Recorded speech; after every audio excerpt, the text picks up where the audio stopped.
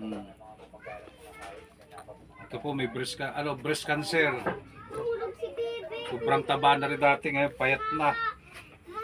Kung sino man po yung gustong tumulong, maglalagay po ako ng GCash dyan. Dapat pala rin daluy-daluyin ng kuwan.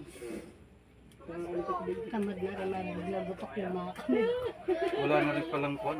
Baka maniligan mo dyan pare ha. Oy, bawasan mo yung ano mo ha. Ayusin mo.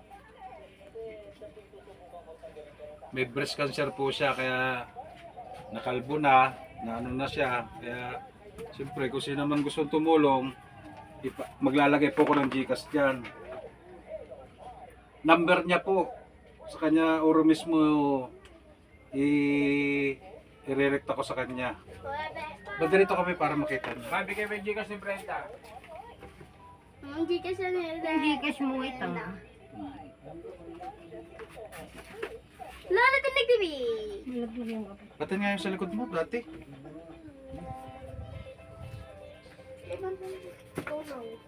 Pero dapat sa iyo, inaano-ano rin yan para mabuhay yung mga kwan mo, dugo. Yung siyempre, wala na po ang kaliwang kwan niya, yung sa breast niya, pero hindi na ho ipapakita yon dahil ano na siya, mahirap po.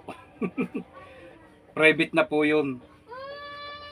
Kaya kung sino pong gustong tumulong sa kanya, mag-PM lang po kayo sa akin, taga-Tarlac pa ho to. Taga-Tarlac pa. Hindi gaya dati ano.